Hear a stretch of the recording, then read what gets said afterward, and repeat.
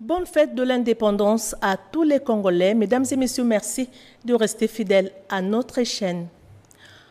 30 juin 2024, le président de la République, Félix-Antoine Tshisekedi Tshilombo, a exprimé sa détermination à défendre le territoire national et à rétablir la paix dans l'Est de la République démocratique du Congo. Il a dit dans son discours des vœux prononcé en marge du 64e anniversaire de l'indépendance de la RDC. On l'écoute.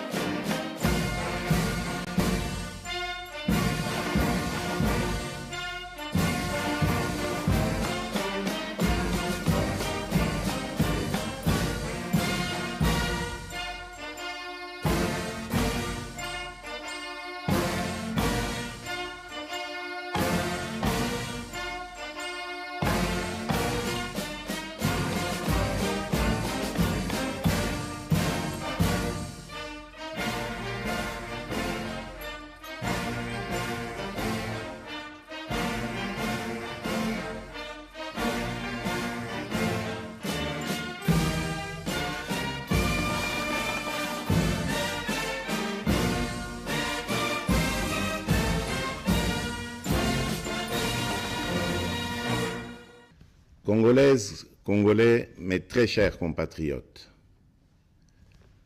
le 30 juin, nous célébrons bien plus qu'un simple anniversaire.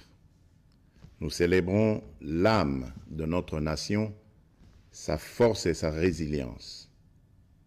C'est une célébration de notre liberté chèrement acquise par le courage et les sacrifices consentis par les pères de notre indépendance qui ont combattu sans relâche les affres du colonialisme pour que nous puissions jouir de notre liberté et de notre souveraineté.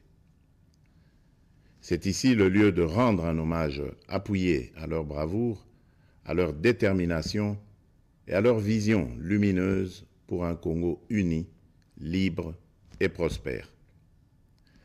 Aujourd'hui, nous sommes 64 ans plus âgés, 64 ans plus forts, 64 fois plus déterminés à poursuivre l'œuvre de nos pères fondateurs.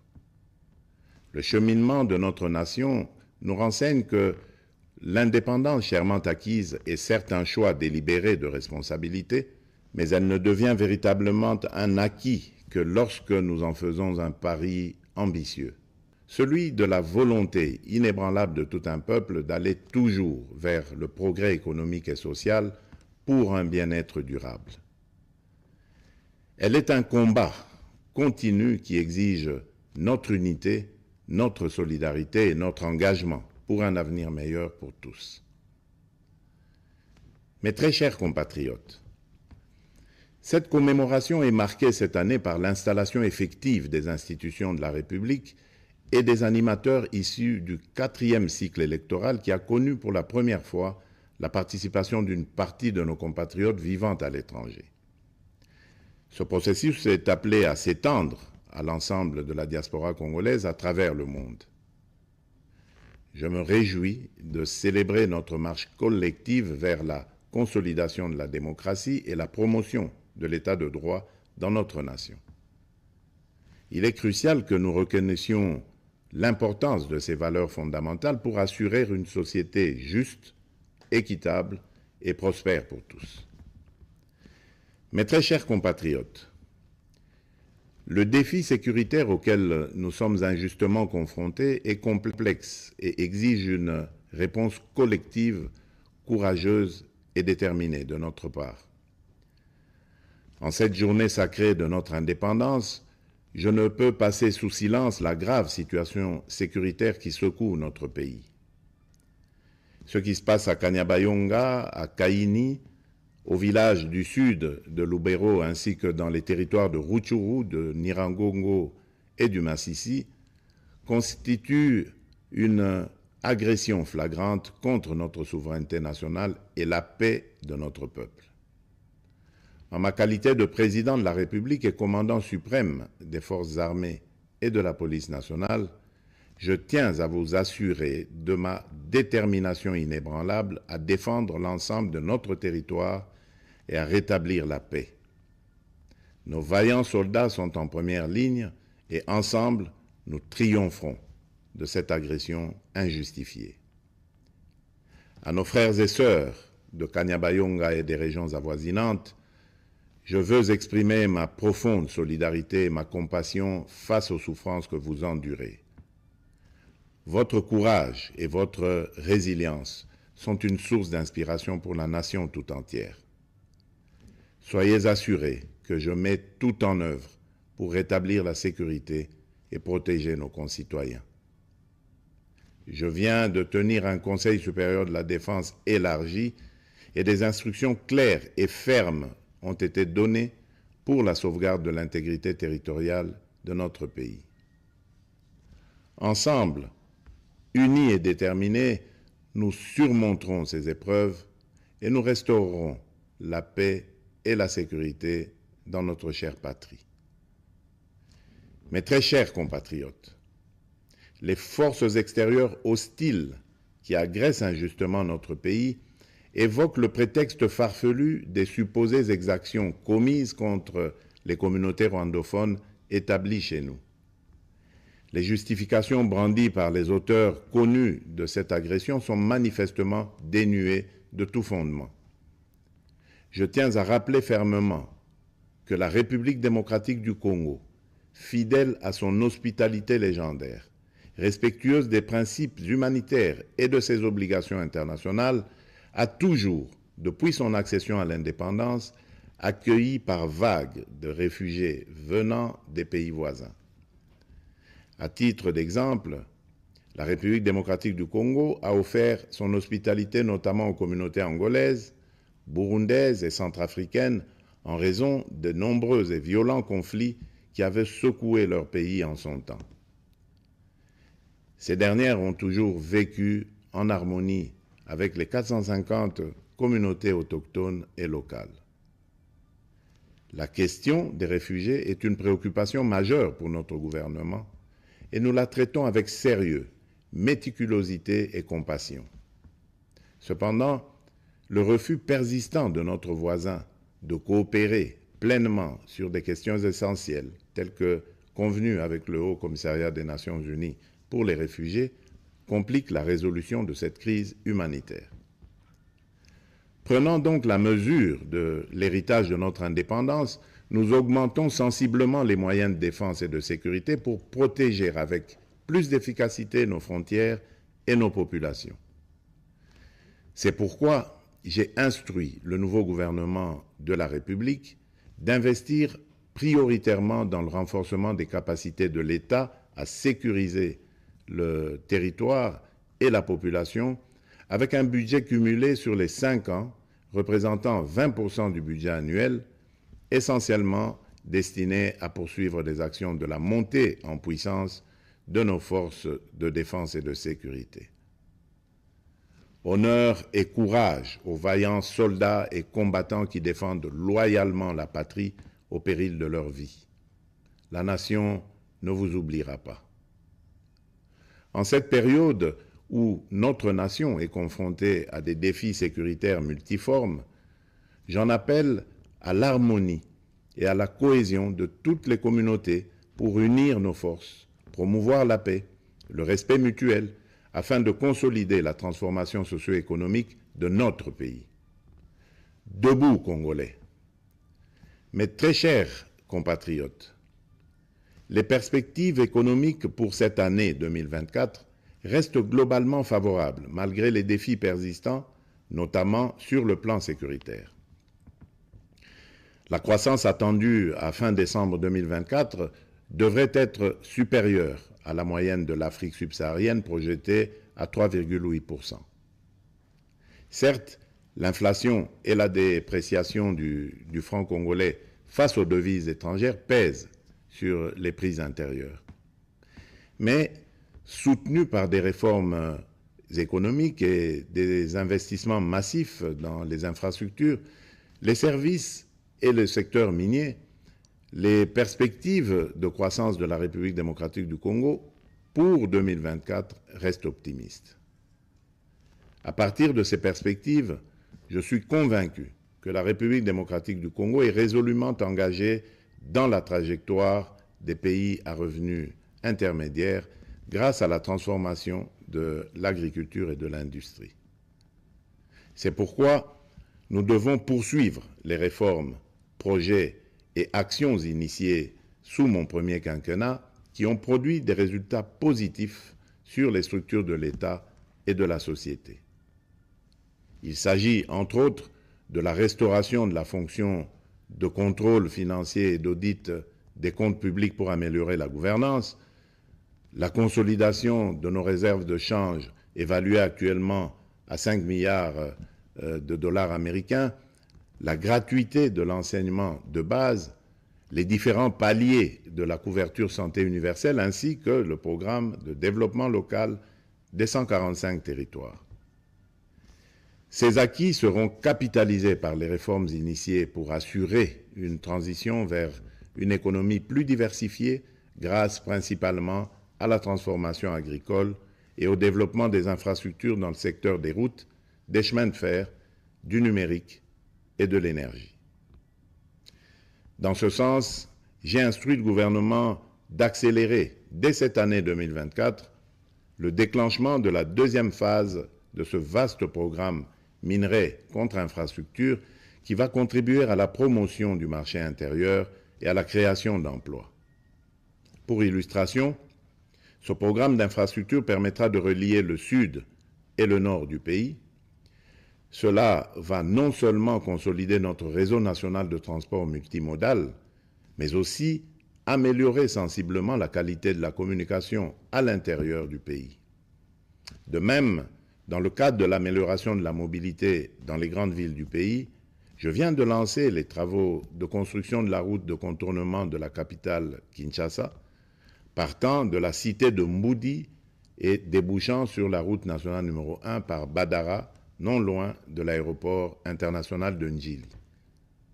Mais au-delà de ces efforts encourageants, je suis conscient des difficultés sociales que rencontre la majorité des Congolais au quotidien. En ma qualité de garant de la nation, je peux vous rassurer que cette situation me tient à cœur et que rien n'arrêtera ma détermination à y apporter des solutions idoines et urgentes. Aussi, ai-je instruit le gouvernement à prendre des mesures nécessaires pour alléger le coût du panier de la ménagère et améliorer le pouvoir d'achat de la population. Mes très chers compatriotes, la véritable indépendance et la liberté découlent inévitablement du développement, fruit d'un dévouement et d'une prise de conscience profonde de nos responsabilités. Ainsi, en célébrant notre fête nationale, nous sommes tous interpellés à embrasser pleinement la maturité de notre nation et à assumer pleinement les devoirs qui en découlent. En tant que citoyennes et citoyens congolais, où que nous soyons, il est impératif de nous engager résolument pour promouvoir les valeurs de solidarité, de justice et de travail. C'est en nous appropriant véritablement de ces idéaux que nous prendrons pour de bon le plus bel élan, comme nous y invite notre hymne national, et ce, en vue d'ouvrir la voie à un avenir radieux pour notre pays, lui permettant ainsi de prendre sa place légitime parmi les nations influentes du monde. Bonne fête nationale à toutes et à tous. Que Dieu bénisse la République démocratique du Congo, son peuple et tous ceux qui l'ont choisi comme pays de résidence. Vive la République démocratique du Congo, Je vous remercie.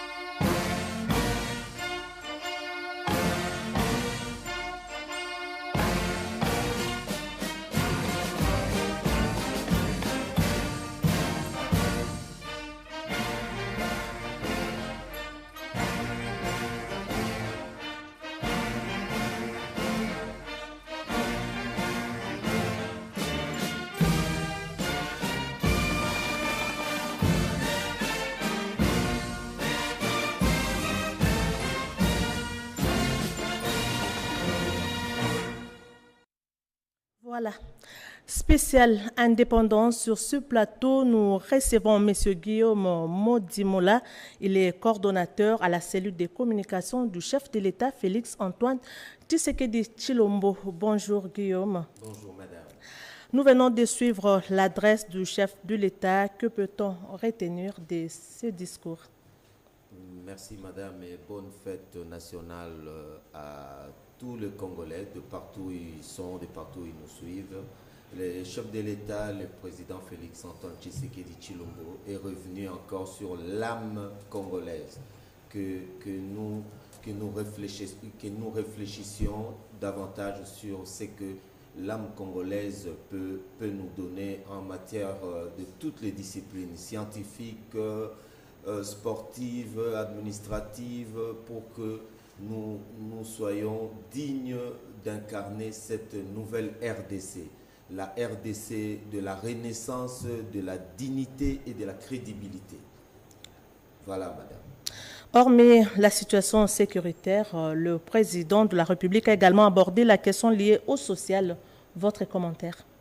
Oui, madame, merci. Le président s'est penché pendant plus de 7 minutes sur le social dans ses discours de près de 12 minutes. C'est-à-dire l'importance qu'il donne au social. Et vous savez, il est lui-même issu de ces grands partis, l'Union pour la démocratie et le progrès social. Il n'a pas manqué de dire que d'ici la fin 2024, nous devrions atteindre la barre de 3,8% de croissance. C'est-à-dire qu'il y a de grands efforts qui seront faits. Vous savez que le gouvernement n'a tenu que 3 conseils des ministres jusque-là. Donc les réformes sont en train d'arriver pour que nous transformions positivement notre société dans le social, à part la gratuité de l'enseignement des bases, la gratuité de la maternité. Vous avez vu, il y a quelques jours, le président a inauguré 2 rocades sur la nationale numéro 1 pour qu'il y ait une route de contournement de 63 km. Et ça se fait dans toute la République pour que les gens sachent évacuer leurs produits. Nous sommes en plein dedans dans l'agenda des transformations agricoles. Il faut que le sol se venge du sous-sol. Merci Guillaume Modimola pour votre intervention. Nous rappelons que vous êtes coordonnateur de la cellule de communication du chef de l'État. Encore une fois, bonne fête de l'indépendance. Bonne fête, madame. Poursuivons ce journal. En sa qualité de commandant suprême des forces armées de la RDC, le chef de l'État, Félix Antoine Tshisekedi Tshilombo, a présidé hier samedi une réunion du Conseil supérieur de la défense élargie. Les comptes rendus avec le porte-parole du gouvernement dans ce propos recueillis par Giscard Koussema. Vous avez tous suivi ce matin et depuis quelques jours la détérioration de la situation sécuritaire à Kanyabayonga, dans les territoires de Lubero, en province du Nord Kivu. Le président de la République a donc convoqué cette réunion du Conseil supérieur de la défense élargie pour faire le point général de la situation. Évidemment que nous avons parlé de la situation opérationnelle du pays de manière générale dans toutes les 3 zones de défense, mais il y a eu un accent particulier qui a été mis sur les événements de Kanyabayonga.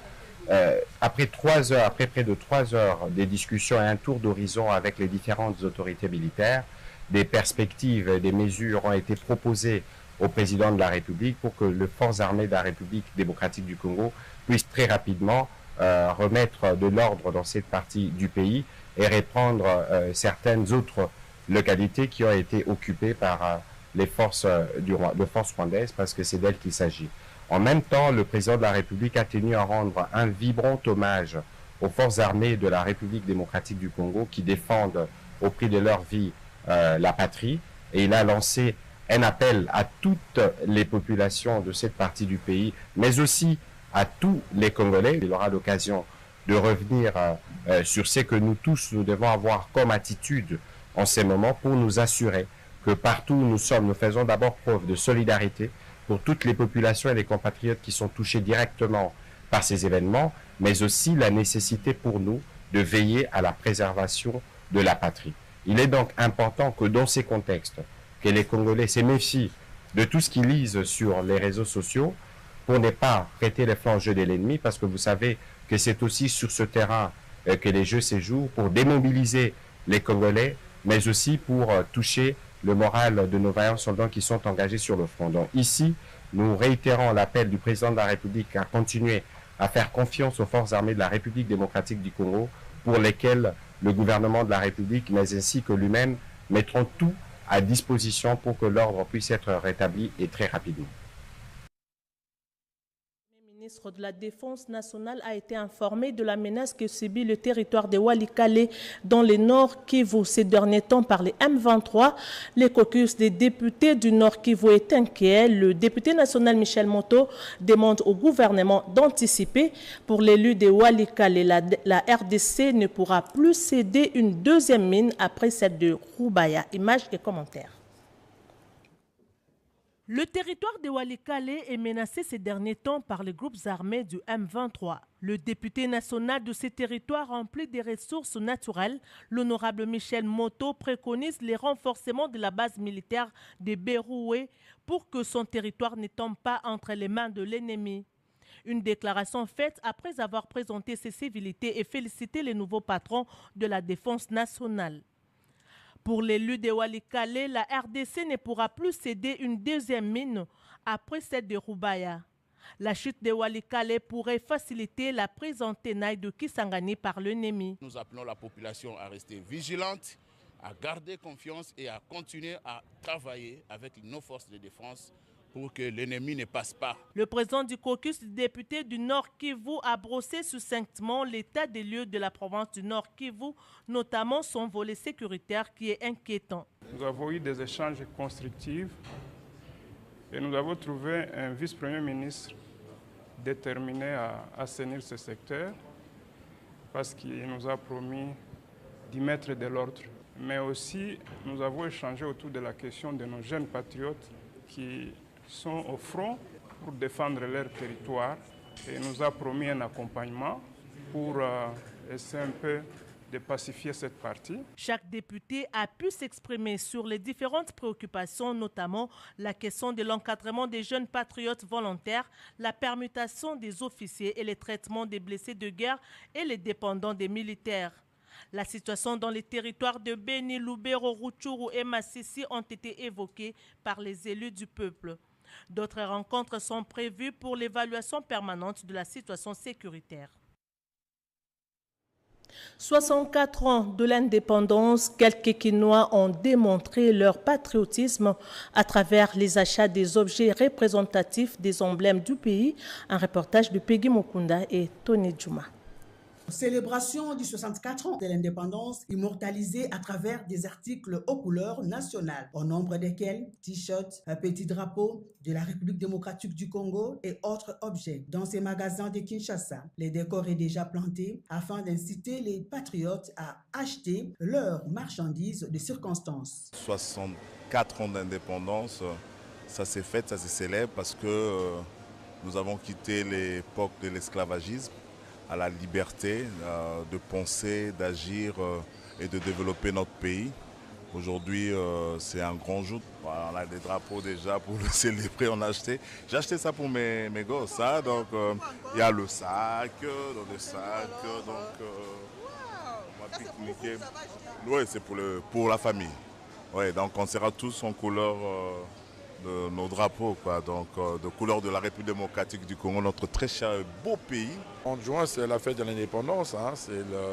Tout le monde se rappelle un peu, on essaie un peu de rappeler à son souvenir tous les passés. Nos parents nous parlaient comment est-ce que notre pays a accédé à l'indépendance. Ça nous rappelle beaucoup de choses. Voilà. C'est vraiment un moment de souvenir. Hein.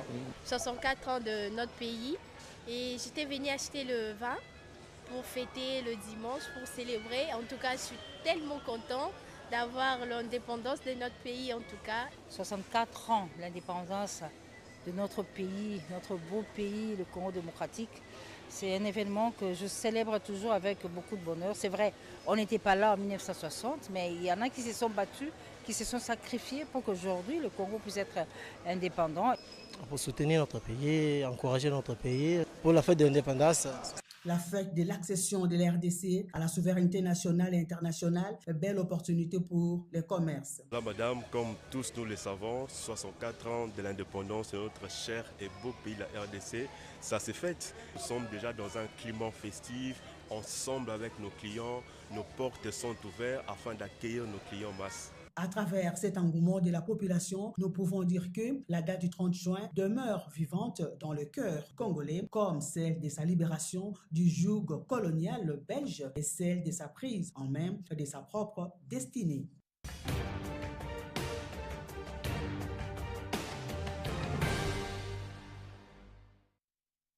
Le nonce apostolique Lescovar et le nouvel ambassadeur de Tchad ont présenté leur lettre de créance au président de la République, Félix-Antoine Tshisekedi Tshilombo.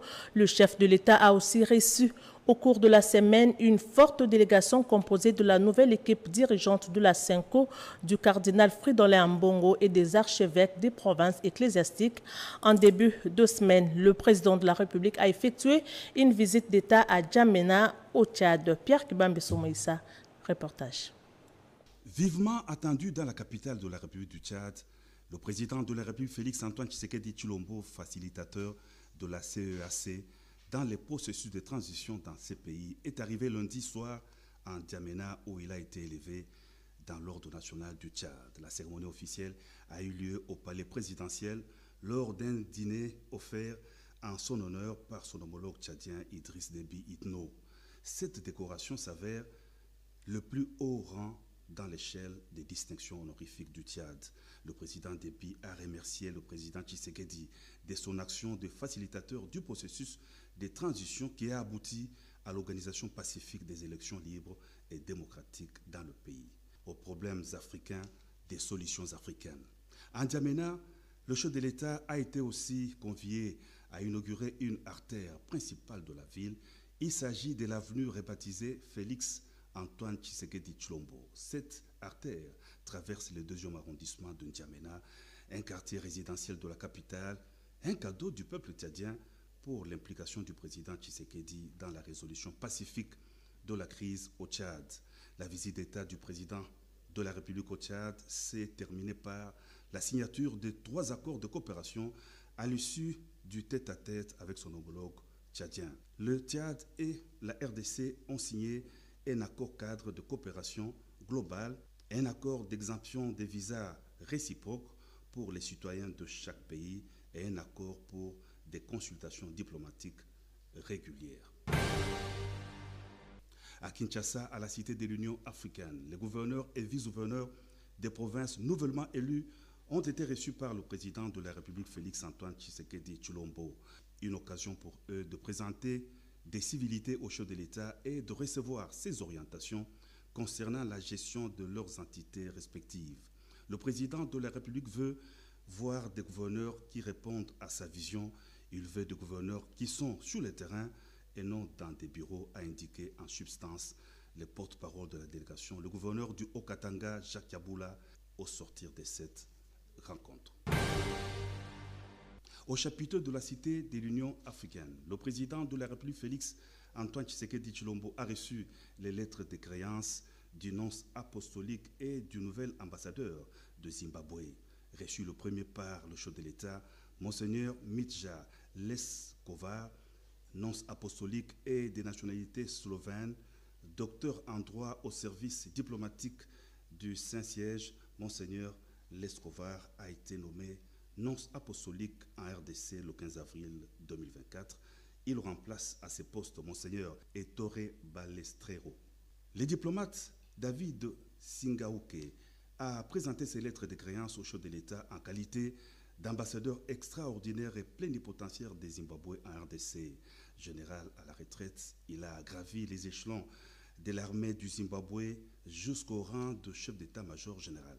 Il revient à RDC, pays qu'il connaît pour avoir été au front Est en Bushmaï et à Cabinda en qualité de commandant de la brigade mécanisée. La conférence épiscopale nationale du Congo a de nouveaux dirigeants.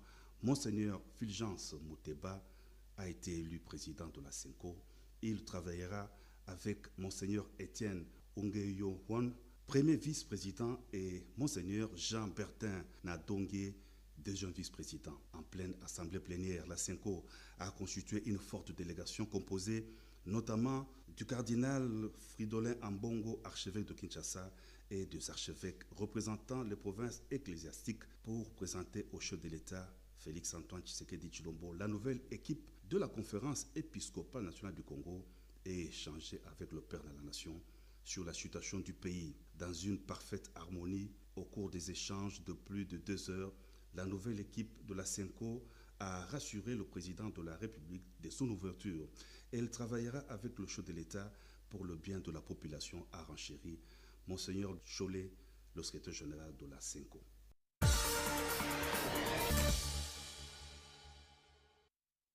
L'usine du traitement d'eau de Maluku est à l'arrêt suite au vol répétitif des câbles électriques par les inciviques. Et puis, les finalistes des secondaires ont pris part à la session ordinaire de l'examen d'État dans l'ensemble du pays. Aussi, la rédaction française de la RTNC a perdu un grand journaliste. Il s'agit de Raymond Marilelo qui a été conduit à sa dernière demeure. Les détails dans cette sélection de Peggy Mukunda et Tony Djouma. Près d'1 million de candidats finalistes du secondaire ont pris part à la session ordinaire de l'examen d'État dans l'ensemble du pays. C'est la première ministre Judith Suminwa qui a lancé cette session au lycée Chaoumba. Encourager ces finalistes pour être éligibles au programme Excellencia, bourse d'études de sa fondation, la première dame Denise Nyakero Tshisekedi était au centre groupe scolaire Moamba dans la commune de Limba pour motiver les élèves. Désengagement de la MONUSCO, la base de Kavumu dans le sud Kivu vient d'être remis officiellement par le gouvernement congolais en présence de la première ministre Judith Suminwa. La conférence épiscopale nationale du Congo SENCO soutient le programme d'action du gouvernement Suminwa après avoir reçu les assurances de cette dernière. Les problèmes liés à la desserte en eau potable et électricité en République démocratique du Congo, les staffs dirigeants de la SNEL et de la Régie des eaux étaient face au ministre des Ressources hydrauliques et électricité, Teddy Wamba, pour trouver les voies et moyens pour l'amélioration de ces denrées vitales. En outre, l'usine de traitement d'eau de Maluku est à l'arrêt suite au vol répétitif des câbles électriques par les inciviques. Plus de 500 femmes viennent d'être sensibilisées à une auto-prise en charge par la ministre du Genre, Léonie Kandolo. C'était à l'occasion de la Journée internationale de veuves et des orphelins célébrée le 23 juin de chaque année. Célébrer le 24 juin de chaque année, la journée du poisson demeure un cadre de réflexion pour valoriser les productions locales. Nos reporters se sont intéressés à la production locale de poissons.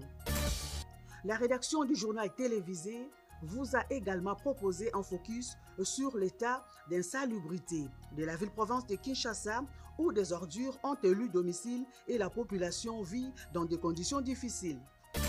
Par ailleurs, l'Office de voirie et drainage vient de réfectionner une nouvelle drague pour broyer les déchets et tirer les eaux usées dans les rivières et collecteurs à travers la capitale. En dépit de la situation sécuritaire qui prévaut en Ituri, le gouverneur militaire Johnny Luboya Nkashama a atteint les caps de 25 km de route réhabilités sur les 37 attendus. Terminons par cette cérémonie d'inhumation de notre confrère journaliste cadre à la RTNC, Raymond Marilelo, qui a été conduit à sa dernière demeure.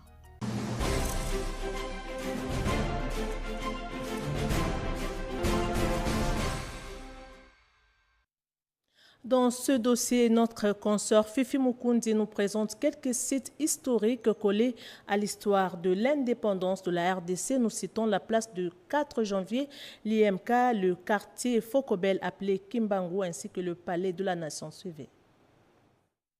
Il y a 64 ans, la grande salle du Palais de la Nation servait de cadre à la cérémonie de la proclamation de l'indépendance de la République démocratique du Congo.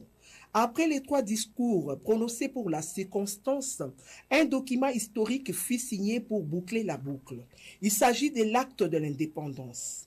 Les gouvernements belges et congolais vont ainsi conclure la déclaration conjointe acte de naissance du Congo scellée sur une feuille de papier ordinaire de dimension A4 et non dans un livre d'or, contrairement à ce que certains Congolais croient. Du côté belge se trouvaient le Premier ministre Gaston Esquins et le ministre des Affaires étrangères Pierre Winnie, tandis que du côté congolais, le Premier ministre Patrice Emery Lumumba et son ministre des Affaires étrangères Justin Marie Bomboko a posé leur signature au bas de ces documents qui mettaient fin à 80 ans de règne de la Belgique au Congo.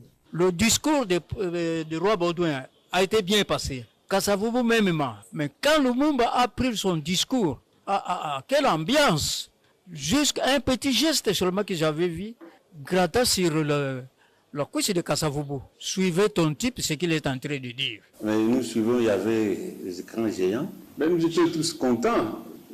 On revenait à pied, on chantait, vive le Congo, vive l'indépendance. Mais plus d'une année avant cet événement, un certain 4 janvier 1959, à proximité du siège de l'Union chrétienne de jeunes gens IMCA, des émeutes éclatées. Joseph Kasavubu, président du parti politique ABACO, Alliance des Bas-Congo, devait s'adresser à ses militants à l'IMCA. Ce jour-là du 4 janvier 1959, tout juste vers 16h30, nous, jeunesse à Bako, on se trouvait de ce côté-là. Quand Kasavubu a pris la parole, ici où je suis, après la parole, que le meeting est annulé, il n'y aura plus, nous, jeunesse à Bako, accompagné le président pour lui déposer chez lui à domicile. On arrive là-bas, son épouse étant colérique, il nous jeta de l'eau. Vous vous entraînez, mon mari, n'est-ce pas, dans le sort de votre politique. Tu vois comment aujourd'hui, toute la vie de Kinshasa incendie des problèmes. C'est lui qui est responsable. Non loin de là, au stade Tata Raphaël de la Quetule de Riov, les équipes de Mikado et Vita Club se disputaient en match, finalement remporté par Mikado. Les militants de l'Abaco revenaient de leur meeting avorté, mêlés aux supporters de V-Club, mécontents de l'arbitrage, s'attaquent aux forces de l'ordre et la manifestation se transforme spontanément à une revendication politique. Le siège de l'IMICA sera rebaptisé place du 4 janvier en souvenir des événements qui ont été récupérés par les Quinois et en particulier par les habitants du quartier commercial de Portugais Fokobel, transformé en théâtre de pillage. Alors cette maison-là dont nous parlons, qui était en couleur blanche, s'est transformée en couleur bleue. Or que c'est toujours la même maison. Blanche Pinto, c'est la maison qui a tué beaucoup de Congolais la nuit de dimanche. Là, que le lundi même matin, nous étions ici pour voir des corps des gens qu'on a tués. mais les Blancs se trouvaient au plafond. Quand on a saisi qu'il y a quelqu'un qui est en train de tuer les gens, vraiment on l'avait mis en morceaux. Aujourd'hui, le symbolique palais de la nation est devenu le siège de l'institution président de la République. L'IMICA, lui, a gardé son statut de centre d'encadrement et récréatif pour des jeunes. Le centre commercial Fokobel est devenu un quartier résidentiel Kimbangu, du nom du prophète Simon Kimbangu. Autopsie du secteur de l'urbanisme après l'indépendance, 64 ans après, les grandes villes de la RDC s'agrandissent davantage. Brunel Guibal, expert en art des bâtir, préconise le respect des normes dans la construction de la RDC, un dossier de Bobette et Ngama Lumbela et Bijou Kipolo.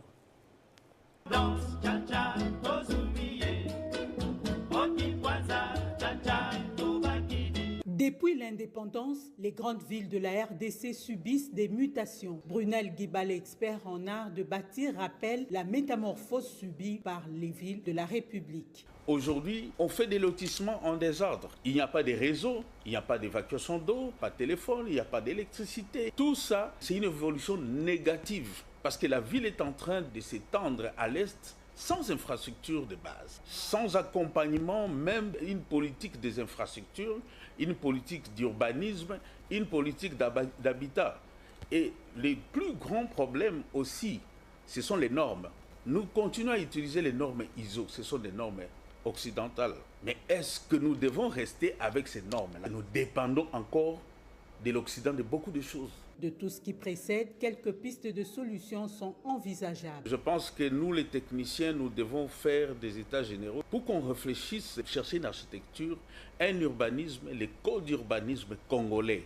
Pour le moment, c'est vrai qu'il n'y a pas une architecture congolaise qui s'est dessinée, mais nous devons tendre à cela. Alors, parler des infrastructures, c'est en général, mais il faudrait voir aussi l'état de route. L'état de route dans la ville de Kinshasa, je pense qu'il est temps qu'on repense la ville de Kinshasa. 64 ans après, moi je crois qu'il faudrait s'arrêter à un moment donné, réfléchir avec tous les corps de bâtir. Alors réfléchir sincèrement à profond, pas avec des commerçants, des gens qui veulent à tout prix faire leur commerce, gagner l'argent et partir, mais des scientifiques au vrai sens du mot. Vous savez, nous avons les infrastructures, nous avons l'architecture, nous avons l'urbanisme, mais nous avons la métrologie qu'on néglige. Il faudrait qu'on garde certains patrimoines, certains vestiges, parce qu'il y a le petit temple ici, par exemple, où Stalin était arrivé, qui se trouve ici à côté. Oui, mais ce sont des choses à bien protéger. Et ça peut nous faire un tourisme. On veut moderniser, ok, il y a assez de terrain, on peut construire, mais là on rénove comme c'était. Et ça fait partie du patrimoine. Donc il faudrait qu'à un certain moment, qu'on ne puisse pas trop sortir de ce qui existe déjà, mais qu'on puisse améliorer et surtout revenir aux matériaux locaux et trouver une architecture, les normes urbanistiques congolais. Il y a aussi la volonté politique qui doit accompagner ce que je suis en train de dire. Vous savez, on peut faire les états généraux si la volonté politique n'y est pas. Si les ministres d'urbanisme ne suivent pas, les ministres des infrastructures ne suivent pas, ce n'est pas le chef de l'État qui va jouer ça. Mais je veux parler quand même de la vision du chef de l'État par rapport aux infrastructures. Dans la ville de Kinshasa, on peut dire qu'il y a eu une grande évolution depuis qu'il est là. Les enfants de Lemba, ils n'ont plus vu les goudrons. Maintenant, vous avez presque toutes les grandes avenues de Lemba qui sont asphaltées. À Kanlouka, il y a des enfants qui n'ont jamais vu de voitures passer. Mais vous avez une route qui traverse Kanlouka. À Kimwala, la même chose, une route qui traverse. Donc, quelque part, il y a la vision du chef qui est en train de percer pour évoluer sur les infrastructures, mais comment s'exécuter? 64 ans après, face à la transformation de l'habitat, il est impérieux de repenser nos villes pour offrir aux Congolais un espace où il fait beau vivre. Les élus provinciaux du Lualaba s'en vont en vacances parlementaires. C'est à l'issue de 3 mois de travaux au cours de la session ordinaire de mars 2024. Dans son discours de clôture, le président Jean-Marie Kasseya a rendu un vibrant hommage au chef de l'État Félix-Antoine Tshisekedi Tshilombo avant de relever quelques points ayant caractérisé la dite session. Blaireau, Kajam et Gaël Ndaïsine, ces reportages.